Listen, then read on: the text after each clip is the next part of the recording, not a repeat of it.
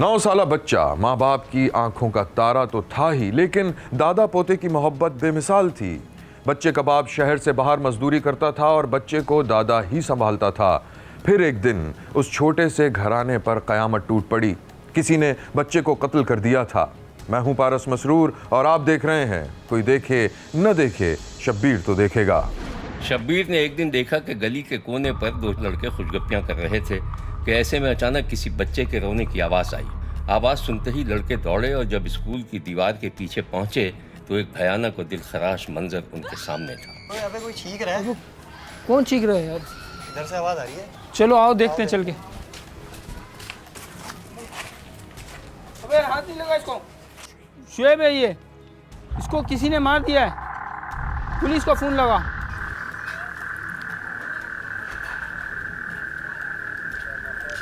Hello, इधर किसी ने बच्चे को मार दिया है। दूसरे ही लम्हे शब्बीर ने एम्बुलेंस और पुलिस वैन की आवाज़ें सुनी। एम्बुलेंस तेज रफ्तारी से अस्पताल की तरफ दौड़ रही थी। लड़के वहां से भागते हुए निकले तो बच्चे का दादा उन्हें टकरा गया। आपके पौधे को वहाँ पे किसी ने मार दिया है। क्या बकवास कर रहे यार, कोई क्यों मारेगा? कहाँ है वो? पुलिस लेके गई अंकल उसको। है? हाँ। किसने मार दिया? क्यों मार दिया? हम लोग दुश्मनी किसी से नहीं है। वो जिंदा था ना? वो को पता नहीं है, पुलिस लेके गई है। चलो यार, ये लेके चलो यार, कहाँ लेके चलो यार? क्या हो गया यार? अल्लाह खैर करे यार, अल्लाह ताला मेरे बच्चे को सलामत रखे। शोएब के दादा की किसी से कोई दुश्मनी नहीं थी, अलबत्ता वो 10-12 लाख के कर्जे के बोझ तले दबा हुआ था और कर्ज खा अपनी रकम की वापसी का मुतालबा कर रहे थे। ये बात मकतूल के दादा ने पुलिस को बताई थी और पुलिस कातिलों की तलाश में थी। शब्बीर ने देखा कि मकतूल का दादा पुलिस को घर पर बयान लिखवा रहा था। बच्चे की माँ भी एक तरफ उदास बैठी थी। बाबा जी सब्र करें, पुलिस कातिलों को छोड़ेगी नहीं, सब्र करें। कैसे सब्र करूं? मेरा फूल सा बच्चा मार दिया। अरे हमारी तो किसी दुश्मन भी नहीं थी। अल्लाह का बेड़ा करे करे। सब्र करें बाबा जी, सब्र करें। सब्र? अरे कैसे सब्र करें?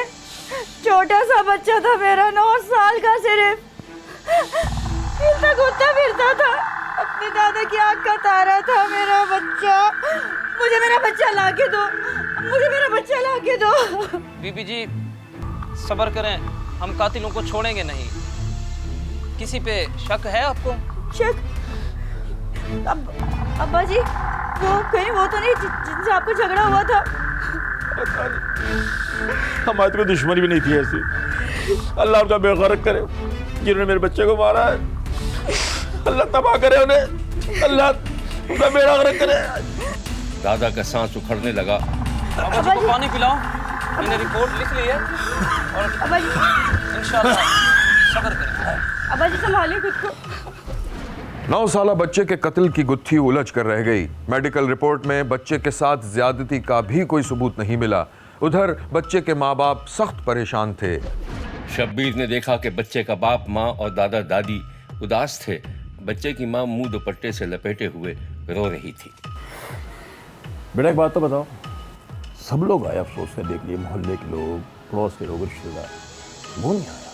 वही धमकी दे के गया था कि पैसे नहीं दे तो अगवा करने का बच्चे को। इसी दौरान बच्चे की माँ अपने शौहर और ससुर को अजीब सी नजरों से देखती हुई वहां से उठ गई। एक दिन शब्बीर ने देखा कि बच्चे का दादा और एक शख्स आपस में तल्ख कलामी कर रहे थे। बाबा जी 10 लाख रुपए 1 साल हो गए। सही है, आजकल करते हो, बताओ मैं क्या करूं? बेटा मेरे पास तो जहर खाने के पैसे नहीं है, मैं कहाँ से दे दूँ तुम्हें? मुझे कुछ नहीं मालूम, मुझे पैसे चाहिए। कल अगर तुम्हारे पोतों को अगवा कर ले तो झक मार के कहीं से भी लाओगे ना। मुझे नहीं पता, मुझे पैसे चाहिए। कैसी बातें कर रहे हैं आप? कहता रहा हूँ कि थोड़ा टाइम दे दो, कोशिश करके दे दूंगा मैं। 3 दिन का टाइम है, ठीक है ना? अल्लाह हाफिज। कर्ज खा धमकी देकर चला गया तो बच्चे का दादा मजीद परेशान हो गया। वो ख्यालों में खो गया। उसने देखा कि उसका पोता गायब था और कोई उसे तावान के लिए फोन कर रहा था। हेलो, कान खोल के मेरी एक बात सुनो। अगर 1 करोड़ रुपए का इंतजाम ना हुआ तो तेरे पोते को हम लोग मार देंगे, समझे? हेलो, कौन? दादा इस भयानक ख्वाब व ख्याल से निकला तो पसीने में शराबोर था। उसे पूरा यकीन हो गया था कि उसके पोते को किसी कर्जखा ने कत्ल किया था। मकतूल बच्चे के दादा ने पुलिस को पूरे यकीन के साथ कर्जखा का नाम बताया।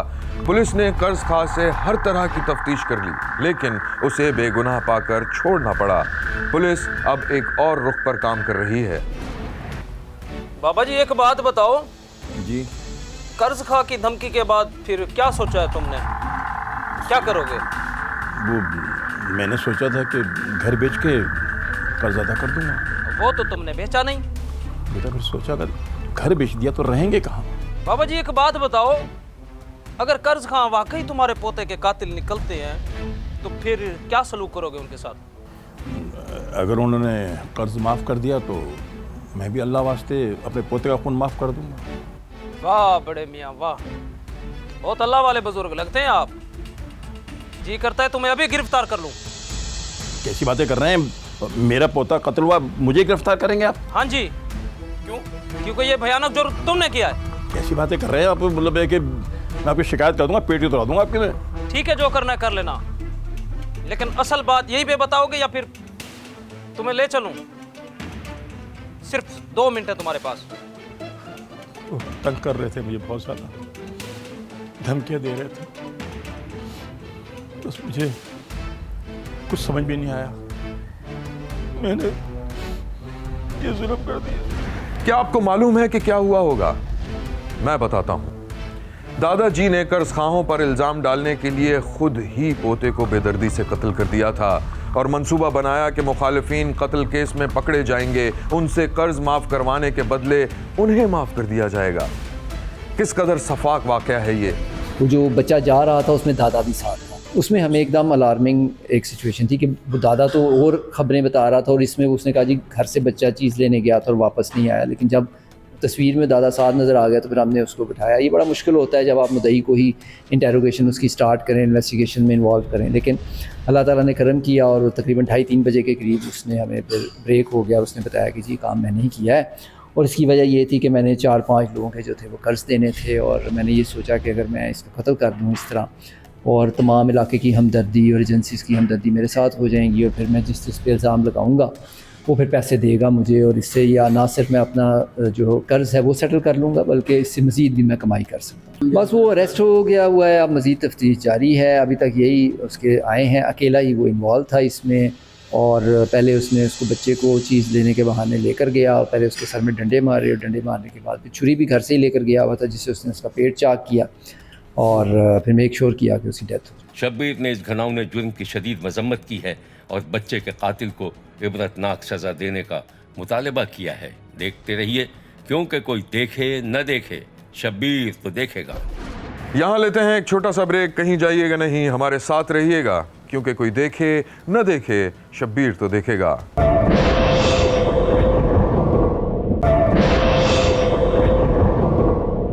इंतकाम और हसद की आग वो आग है जो दुनिया को फूंक डालती है मगर फिर भी सर्द नहीं होती।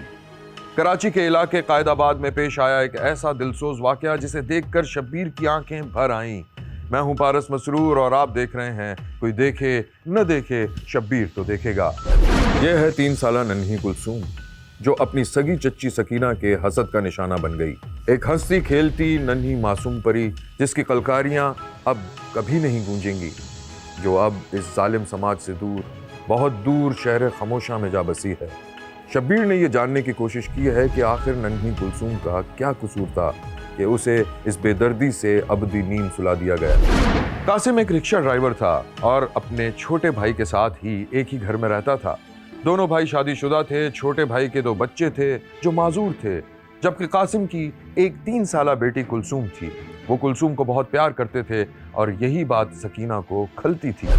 शब्बीर ने देखा कि सकीना काम काज में मसरूफ थी और उसकी सास अपनी पोती कुलसूम के साथ लाड प्यार कर रही थी, जबकि करीब ही सकीना का छोटा बेटा लेटा हुआ था जो माजूर था।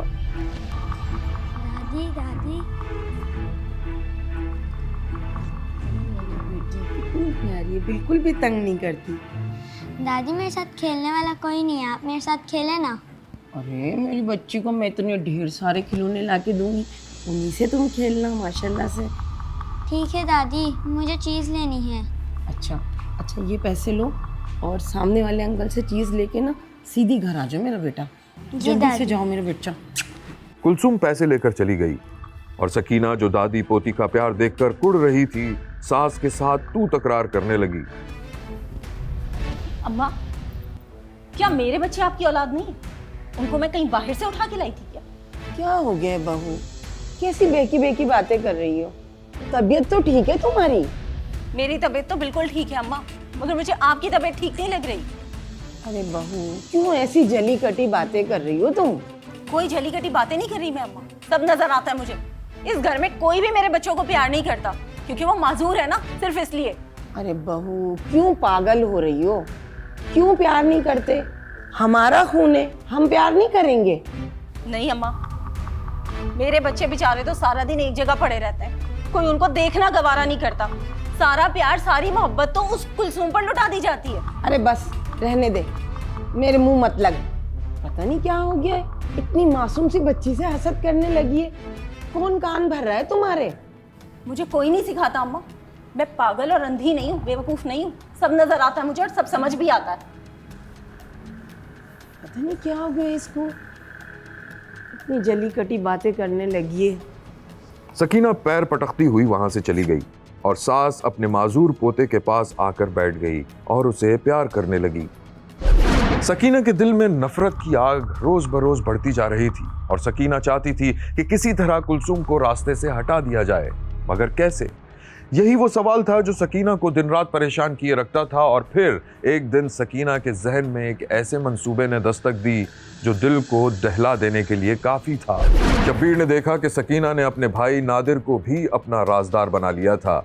सकीना अपने भाई के साथ एक खतरनाक मंसूबा बना रही थी। उनके दिमाग में एक ऐसा शैतानी मंसूबा परवान चढ़ रहा था जो इंसानियत को शर्मिंदा करने के लिए काफी था। जालिम चची जिसकी आंखों में नफरत की आग देखकर शब्बीर भी कांप कर रह गया। अगर किसी को इस बात की भनक भी लग गई ना, तो हम बुरी तरह फंस जाएंगे। तुम क्यों फिक्र कर रहे हो? मैं ऐसा बंदोबस्त करूंगी कि किसी को इस बात की भनक भी नहीं लगेगी। आखिर तुम्हारे दिमाग में चल क्या रहा है? क्यों परेशान हो रहे हो? मैंने कहा ना, सब कुछ उसी प्लान के तहत होगा जो मैंने अभी तुम्हें समझाया है। फिक्र मत करो, ज़्यादा सोचो नहीं, सिर्फ उस प्लान पे अमल करने की सोचो बस। ठीक है। मैं भी देखती हूँ कैसे अब अम्मा उस कुलसूम पे अपनी मोहब्बत निछावर करती है। मेरे बच्चों को तो कोई इस घर में पूछता तक नहीं। सकीना मौके की तलाश में थी और फिर वो कयामत खेज दिन आ गया जब सकीना अपने मजमूम मकसद में कामयाब हो गई। सकीना कामयाब तो हो गई थी, मगर ये भूल गई थी कि बेगुनाह लहू तो नेज़े की बुलंदी से भी बोल पड़ता है, उसे छुपाया नहीं जा सकता। आप भी देखिए जो शब्बीर ने देखा। उस रोज़ सुबह जब सूरज तुलू हुआ तो जाने क्यों उसमें वो चमक न थी। शायद उसे किसी अनहोनी का इदराक हो चुका था। शब्बीर ने देखा कि सकीना अपने माजूर बेटे के पांव का मसाज कर रही थी कि इतने में कुलसूम की आवाज़ सकीना के कानों में पड़ी। चाची, मेरी बॉल नहीं मिल रही। तो क्या चाची खेलती हैं बॉल से? यहीं घर में ही होगी कहीं, देख लो जाकर। ढूंढ देना, मुझे नहीं मिली। क्या मतलब ढूंढ दूं? नौकर हो तुम्हारी या फारिग नजर आ रही हूँ? जाओ अपनी अम्मी से कहो तो मैं ढूंढ के दे बॉल। कुलसूम का मुंह बनाकर एक तरफ गई। इसी दौरान चची ने जब दोबारा से कुलसूम को देखा तो उसकी आंखों में वहशत उतर आई और उसने अपने मंसूबे को तकमील तक पहुंचाने की ठान ली। कुलसूम, इधर आना मुन्नी जरा। मेरे पास एक न्यू बॉल है, मैं तुम्हें वो देती हूँ, ठीक है? कुलसूम खुशी से उछलती हुई चची के पास आ गई, इस बात से बेखबर के ये उसकी जिंदगी का आखिरी दिन है।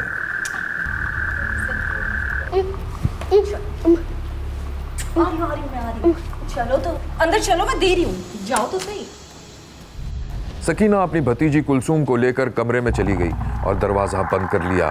शब्बीर ने देखा कि सकीना का बेटा कमरे के दरवाजे पर नजरें जमाए लेटा था और अपने माजूर जिस्म को बमुश्किल हरकत देकर शायद कुलसूम को रोकने की कोशिश कर रहा था। उस रोज सकीना ने कुलसूम का गला दबाकर उसे कत्ल कर दिया और लाश आटे की बोरी में डालकर घर के मरकजी दरवाजे के पास अंदर ही रख दी और अपने जुर्म को छुपाने के लिए अपने भाई के साथ मिलकर ऐसा शर्मनाक खेल खेला जिसे सुनकर शब्बीर के पांव के नीचे से जमीन ही निकल गई। 2.5 साल मासूम बच्ची कुलसूम, उसको मर्डर किया गया और इनिशियल इतलात ये थी कि उनको रेप किया गया, उसके बाद मर्डर किया गया। इस केस के हवाले से डिस्ट्रिक्ट मलीर पुलिस ने ऑपरेशंस और इन्वेस्टिगेशन दोनों ने बहुत ही उम्दा कारकर्दगी का मुजाहरा किया है। ये जो एक अंधा कत्ल का केस था उसको ट्रेस किया गया और हकीकी जो मुल्ज़िमान हैं उनको न सिर्फ ट्रेस किया गया बल्कि गिरफ़्तार भी किया गया, जो कि आज वो हमारे साथ मौजूद है यहाँ पे। जब वहाँ पे पहुँचे, हालात का, वाक़यात का, क्राइम सीन का जायज़ा लिया गया, तो right from the get go ये हमारे लिए एक सरप्राइजिंग किस्म का केस था, क्योंकि जो डेड बॉडी बच्ची की मिली थी वो एक आटे की बोरी में बंद थी और इनके अपने घर का जो मेन गेट है उसके अंदर से मिली थी। देन इन्होंने बॉडी को वहीं लाके घर के अंदर डंप कर दिया। शायद इसकी एक वजह ये भी थी कि लोगों का तांता बन चुका था और इनको ये मौका ना मिल सका कि बॉडी को कहीं दूर फेंक सकें। आपको ये भी बताता चलूँ कि क्योंकि ऑनगोइंग इन्वेस्टिगेशन है, हम समझते हैं कि शायद इसमें कुछ और भी चेहरे बेनकाब हों, उस एंगल से भी हम इसको देखेंगे। अभी तक की तफ्तीश के मुताबिक these two are the main culprits जिन्होंने एतराफ़ जुर्म भी कर लिया है, और मुझे बहुत खुशी है ये बात बताते हुए कि इन कल्प्रिट्स को पकड़ लिया गया है। इंशाअल्लाह ताला बहुत स्ट्रॉन्ग हम केस बनाएंगे और अल्लाह ने चाहा तो उनको सख्त से सख्त सज़ा भी दी जाएगी। शब्बीर इस अंदोनाक वाक़े पर सरापा एहतजाज है और आला हुक्काम से पूछता है कि क्या नन्ही कुलसूम को इंसाफ मिल सकेगा? क्या कुलसूम के वालिदैन के आंसू कभी खुश्क होंगे? क्या कोई उनके दर्द की दवा कर पाएगा? क्या इंसान कभी अपने करीबी रिश्तों पर एतमाद कर पाएगा? देखते रहिए, क्योंकि कोई देखे न देखे शब्बीर तो देखेगा। यहाँ लेते हैं एक छोटा सा ब्रेक। कहीं जाइएगा नहीं, हमारे साथ रहिएगा, क्योंकि कोई देखे न देखे शब्बीर तो देखेगा।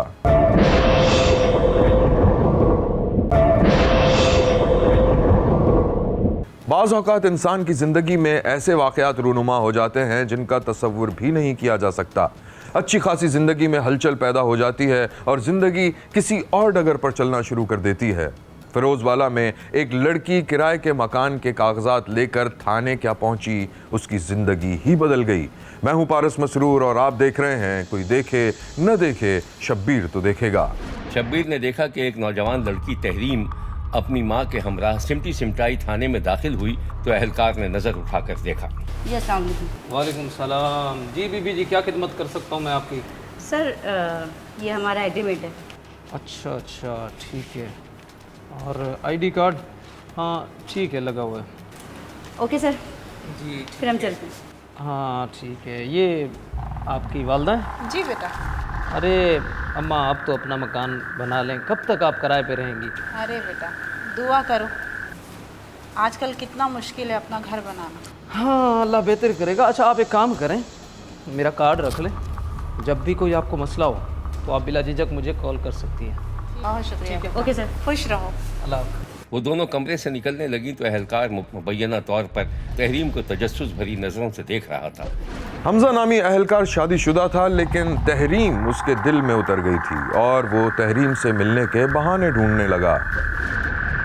तहरीम अपनी माँ के लिए नाश्ता तैयार कर रही थी कि अचानक उसके दरवाजे पर बेल हुई। अरे इतनी सुबह सुबह कौन आ गया? तहरीम जरा जाके देख, बेल बजी है, दरवाजे पे कौन है? अच्छा अम्मा। तहरीम ने झांक कर देखा तो कोई जानी पहचानी सी सूरत नजर आई। जी मैं थाने से आया हूँ, आपने एग्रीमेंट जमा करवाया था ना, मेरा नाम हमजा है। अच्छा अम्मा। हाँ कोई पुलिस वाला आया है, शक्ल तो देखी देखी लगती है। अच्छा तू रुक, मैं आती हूँ।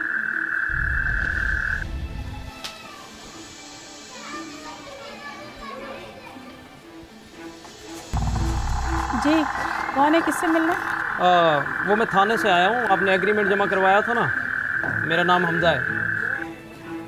हटना जी, हमने लिया है घर। मैंने सोचा पूछ लूँ कि आपके मालिक मकान ने आपको तंग तो नहीं किया? जी नहीं, हमें कोई परेशानी नहीं, बहुत शुक्रिया। चलें, शुक्रिया जी। हमजा चला गया और दोनों माँ बेटियाँ हैरत की तस्वीर बन के रह गईं। अच्छे घर का लगता है मुझे तो। छोड़ो अम्मा, ये पुलिस वाले ना, इनका कोई भरोसा नहीं होता। भला इसका कोई तुक बनता था आने का? हाँ मैं भी हैरान तो हूँ। अच्छा चल जा, चाय देख बन गई होगी। अरे हाँ मैं तो भूल ही गई, पानी उबल गया होगा। तुम आओ, मैं। हमजा किसी न किसी तरह तहरीम से मुलाकात करना चाहता था। उसने कई दिन की रैकी से ये जान लिया था कि तहरीम कब घर से निकलती है और कहाँ जाती है। एक दिन शब्बीर ने देखा कि तहरीम घर से निकलकर कहीं पैदल जा रही थी। सड़क पर सन्नाटा था कि ऐसे में कोई उसके करीब से उसे छेड़ता हुआ गुजर गया। तहरीम परेशान हो गई। उसी लम्हे हमजा कहीं से नमूदार हुआ। इधर आओ जानू, कहाँ जा रही हो? अबे ओ गुंडे रुक।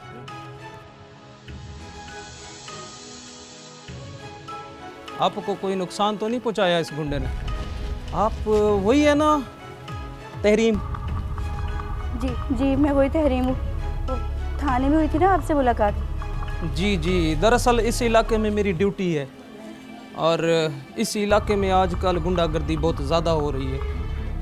कोई मसला हो तो हम आपकी हिफाजत के लिए मौजूद हैं यहाँ पर। तहरीम बगैर दुआ सलाम के तेज तेज कदमों से चलती हुई दूर निकल गई और हमजा भी अपने रास्ते पर चला गया। हमजा ने मुसलसल कोशिश के बाद आखिरकार तहरीम से दोस्ती कर ली थी और अब वो उससे शादी करने के लिए राजी कर रहा था।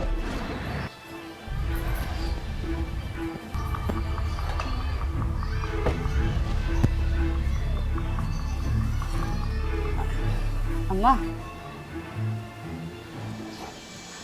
याद है आपको हमें एक पुलिस वाला मिला था? हाँ याद है। वो उसने ना घर आने का कहा है। हाय क्यों? पता नहीं, फ़ोन आया था उसका, कह रहा था कि आपसे कोई काम है। मुझसे क्या काम हो सकता है उसको? ना बाबा ना। और ये बता, तेरा नंबर कहाँ से आया उसके पास? ओफो अम्मा, तुम भी ना, याद नहीं है? एग्रीमेंट पे मेरा नंबर लिखा था, वहीं से लिया होगा। मुझे तो कुछ समझ में नहीं आ रहा, ना जान ना पहचान। क्यों आ रहा है? चुप अम्मा चुप, लगता है आगे बैल हो रही है, मैं देखती हूँ। अम्मा खुदा के लिए कुछ कहना नहीं प्लीज़।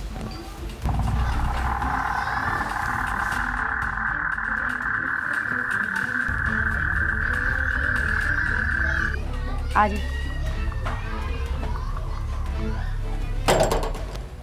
माँ ने जल्दी से अपनी चादर ठीक की और हैरानी की तस्वीर बन गई। बैठे। अस्सलाम वालेकुम माँ जी। वालेकुम सलाम। अम्मा ये हमजा है, याद है आपको बताया था ना मैंने, बड़े एहसान है इनके हम पे। ये तो मेरा फ़र्ज़ बनता है माँ जी। आपको कोई काम था हमसे? जी माँ जी, एक बहुत ज़रूरी काम था। अच्छा, जा बेटा मेहमान के लिए चाय तो बना। तहरीम चली गई और हमजा तहरीम की माँ से कुछ राज़ो न्यास करने लगा। तहरीम की रजामंदी के बाद उसकी माँ ने अपनी बेटी की शादी हमजा से कर दी थी, जो पहले से ही शादीशुदा था। कुछ दिन तो खैरियत से गुजर गए, लेकिन हमजा की पहली बीवी ने एक तूफान उठा दिया। दोनों बीवियां एक ही घर में थीं। लड़ाई झगड़ा रोज का मामूल बन गया था। फिर एक दिन लड़ाई झगड़ा इतना बढ़ गया कि मुबैना तौर पर हमजा ने अपनी पहली बीवी के साथ मिलकर तहरीम को आग लगा दी, जिससे तहरीम और उसका होने वाला बच्चा जाँ बहक हो गया। पुलिस ने तहरीम के घर वालों की शिकायत पर हमजा और उसकी बीवी को गिरफ्तार कर लिया था और उनके खिलाफ मुकदमा दर्ज कर लिया था। ਕਹਿੰਦਾ ਸੀ ਮੇਰਾ ਕਿਤੇ ਹੋਰ ਨਹੀਂ ਹੋਣ ਦੇਣਾ, ਮੈਂ ਇਹਨੂੰ ਮਾਰ ਦਿਆਂਗਾ ਜਾਂ ਇਹਦੇ ਭਰਾਵਾਂ ਨੂੰ ਮਾਰ ਦਿਆਂਗਾ। ਭਰਾਵਾਂ ਦੀ ਬੜੀ ਧਮਕੀਆਂ ਦਿੰਦਾ ਸੀ। ਟਾਊਨਸ਼ਿਪ ਤੋਂ ਉਹਨੇ ਫਿਰ ਸਾਡੀ ਜਾਨ ਨਹੀਂ ਛੱਡੀ। ਅਸੀਂ ਜਿਹੜਾ ਵੀ ਘਰ ਸੀ ਇਹਦੀ ਖਾਤਰ ਅਸੀਂ ਕਿੰਨੇ ਘਰ ਅਸੀਂ ਚੇਂਜ ਕੀਤੇ। ਇਹ ਸਾਡੇ ਥਾਣੇ ਵਿੱਚ ਉਹਨਾਂ ਉਹ ਕਿਰਾਇਆ ਨਵਾਂ ਨਿਕਾਲ ਕੇ ਨਾ ਸਾਡੀ ਲੋਕੇਸ਼ਨਾਂ ਕਢਾ ਲੈਂਦਾ ਸੀ। ਇਹਨੂੰ ਉਦੋਂ ਤੇ ਸਾਡਾ ਇਹਦਾ ਨਾ ਨਿਕਾਹ ਹੋ ਗਿਆ ਸੀ ਜਦੋਂ ਅਸੀਂ ਇੱਥੇ ਆਏ ਹਾਂ। ਬਾਕੀ ਜਦੋਂ ਵੀ ਅਸੀਂ ਕਿਤੇ ਗਏ ਹਾਂ ਨਾ, ਅਸੀਂ ਘਰ ਛੱਡਦੇ ਰਹੇ ਹਾਂ ਇਹਦੀ ਖਾਤਰ। ਇਹ ਸਾਡੇ ਮਗਰੋਂ ਨਹੀਂ ਲੱਥਿਆ। ਇਹ ਕਢਾ ਲੈਂਦਾ ਸੀ, ਕਦੀ ਹਰਬੰਸਪੁਰੇ ਗਿਆ, ਕਦੀ ਭਗਵਾਨਪੁਰੇ ਗਿਆ। ਇਹਨੇ ਕਢਾ ਲਿੱਤੀ ਲੋਕੇਸ਼ਨਾਂ ਸਾਡੀਆਂ। ਇਹਨੇ ਸਾਡੀ ਧੀ ਨੂੰ ਮਾਰ ਛੱਡਿਆ, ਇਹਨੇ ਕੁਛ ਵੀ ਨਹੀਂ ਛੱਡਿਆ ਜੀ। ਉਦੋਂ ਫਿਰ ਲੜਾਈਆਂ ਸ਼ੁਰੂ ਹੋਈਆਂ ਨੇ। ਉਹ ਕਹਿੰਦੀ ਸੀ ਕਿ ਮੈਨੂੰ ਚਲੋ ਤੂੰ ਨੇ ਰੱਖੀ ਹੋਈ ਹੈ ਤਾਂ ਕੋਈ ਬਾਤ ਨਹੀਂ, ਮੁਝੇ ਲਹਿਦਾ ਕਰ ਲੈ ਦੇ। ਕਹਿੰਦਾ ਸੀ ਨਹੀਂ ਮੈਂ ਲਹਿਦਾ ਕਰ ਨਹੀਂ ਲੈ ਕੇ ਦੇਣਾ। ਇੱਕੋ ਹੀ ਘਰ ਦੇ ਵਿੱਚ ਦੋਵਾਂ ਨੂੰ ਰੱਖਿਆ ਸੀ। हाँ जी, एक ही घर च दोवें रहिंदियां सी। शब्बीर ने फिरोजवाला में पेश आने वाले इस संदोहनाक वाक़े की शदीद मजम्मत की है और कहा है कि तहरीम तकदीर के जाल में इस तरह फंस गई थी कि उसकी ज़िंदगी बर्बाद होकर रह गई, बल्कि उसकी ज़िंदगी का ही खात्मा कर दिया गया। देखते रहिए, क्योंकि कोई देखे न देखे, शब्बीर तो देखेगा। यहाँ लेते हैं एक छोटा सा ब्रेक। कहीं जाइएगा नहीं, हमारे साथ रहिएगा, क्योंकि कोई देखे न देखे, शब्बीर तो देखेगा।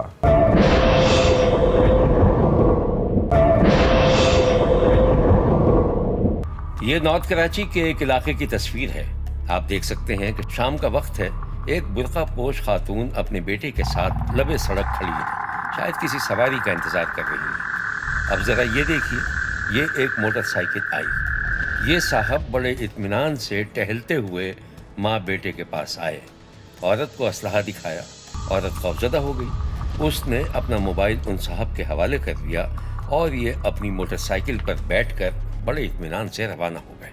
माँ जोर से चीखी। बेटे ने गुस्से में आगे बढ़ना चाहा, लेकिन माँ ने जान के खौफ से बेटे को रोक लिया। ऐसे वक्त में हो रहा था जब सड़क रोशन थी, ट्रैफिक रवां दवां था। नीली शलवार कमीज में मलबूस ये गुंडा डकैत समझ रहा था कि वो दुनिया की नज़र से ओझल हो गया है, लेकिन कैमरे ने सारी पोल खोल दी और देखते देखते मौसूफ का मकरू चेहरा सोशल मीडिया पर वायरल हो गया। उम्मीद तो यही की जानी चाहिए कि पुलिस इस डकैत का सुराख लगा लेगी, या शायद लगा लिया हो और उसे कानून के कटहरे में खड़ा कर दिया हो। लेकिन ज़रा सोचिए, इस कराची में आखिर ये हो क्या रहा है?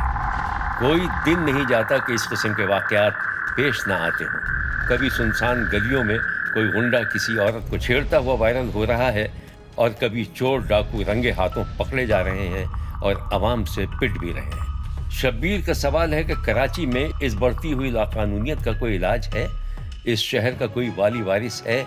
शहरियों की ज़िंदगी दांव पर लगी हुई है। उनकी मोटरसाइकिलें, पर्स और मोबाइल फ़ोन छीने जा रहे हैं और सीसी फुटेजेस भी सामने आ रही हैं। फिर भी सवाल ये पैदा होता है कि क्या ये पता लगाना ज़रूरी समझा जाता है कि ये चोर डकैत इनफरादी सतह पर काम कर रहे हैं या इनके पीछे कोई माफिया है? इस डकैत की मकरू सूरत एक बार फिर देख लीजिए, गौर से देखिए और इसको पकड़वाने में अपना किरदार अदा कीजिए।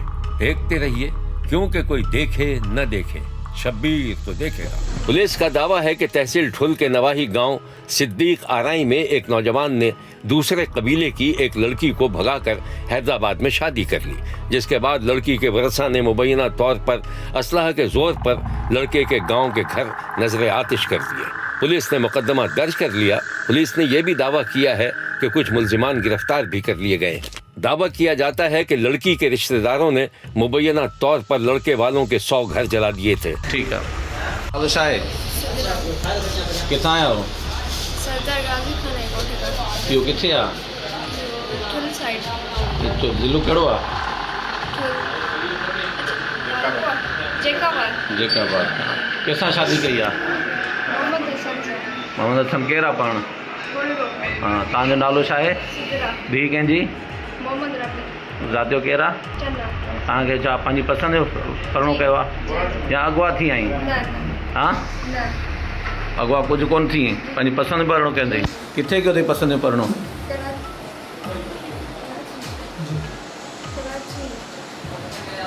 अदा तव्हां पंहिंजो पसंदि शादी कई या अॻुवा कयो आहे?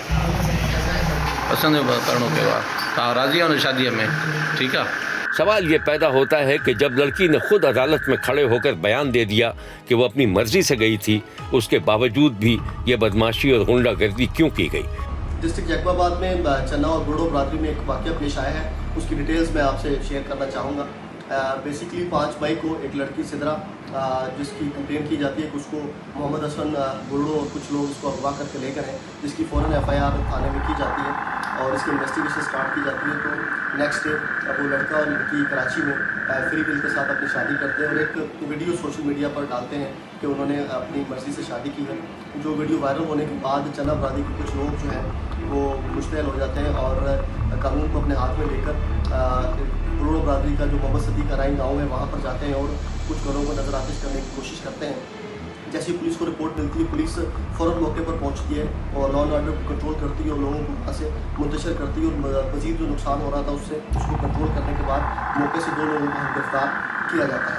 फर्दर इसकी नेक्स्ट डे जो है इसकी FIR जो है वो एंटी टेररिज्म एक्ट के अंडर हमने रजिस्टर की, जिसके अंदर 12 लोगों को नॉमिनेट किया गया और 20 लोग अननोन जो है उनको भी इस केस के अंदर रखा गया। और इसके बाद पुलिस ने अपनी इन्वेस्टिगेशन स्टार्ट की और एक अपनी DSP ठुल की लीडरशिप के अंदर एक टीम बनाई गई जिसने छापामार कार्रवाइयाँ पूरे डिस्ट्रिक्ट में शुरू की और 3 लोगों को मज़ीद गिरफ्तार किया। अभी तक टोटल 5 लोग इस केस के अंदर गिरफ्तार हो चुके हैं और बाकी के लिए डिस्ट्रिक्ट पुलिस जो है वो छापा मार रहे हैं और इंशाल्लाह जो लोग वीडियोस से हमने आइडेंटिफाई किए उन तमाम को अरेस्ट किया जाएगा और इंशाल्लाह सबको कैफरे किरदार तक पहुँचाया जाएगा। 14 सालन जी सिदरा, 4 सालन जी अक्सा अगवा करे हसन बुरडो ऐं मलार बुरडो। असां अगवा मामले जी हद जे थाणे ते FIR दाख़िल करे घर हलियासीं। तंहिंखां पोइ अगवा कंदड़ पंहिंजा घर खाली करे ऐं उन्हनि खे बायूं ॾेई असांखे कूड़ा केस दाख़िल कया अथऊं। हसन बुर्डे मुंहिंजी न्याणी सिद्रा सां कोर्ट में निकाह कयो आहे, जॾहिं त मुंहिंजी न्याणी सिद्रा जी उमिरि 14 साल आहे। ही मुंहिंजे हथ में सिद्रा जो बर्थ सर्टिफिकेट आहे। बर्थ सर्टिफिकेट जे मुताबिक़ मुंहिंजी न्याणी जी उमिरि 14 साल आहे। पाकिस्तान जे आइन ऐं कानून मुताबिक़ 14 सालनि जी छोकिरी जो निकाह गैर कानूनी आहे। हसन बुर्डे पाकिस्तान जे आइन ऐं कानून जी भञकड़ी कई आहे। मां बरादली शाह वज़ीर आला खे अपील थो कयां, सिंध IG खे, DIG लाड़काणे खे, SP जैकाबाद खे अपील थो कयां, तव्हां बि न्याणियुनि वारा आहियो, ख़ुदारा मूंसां इंसाफ़ कयो वञे। मुंहिंजियूं न्याणियूं आज़ादु कराए, ॿई न्याणियूं, ऐं मलार बुर्डे खे, हसन बुर्डे खे गिरफ़्तार कयो वञे।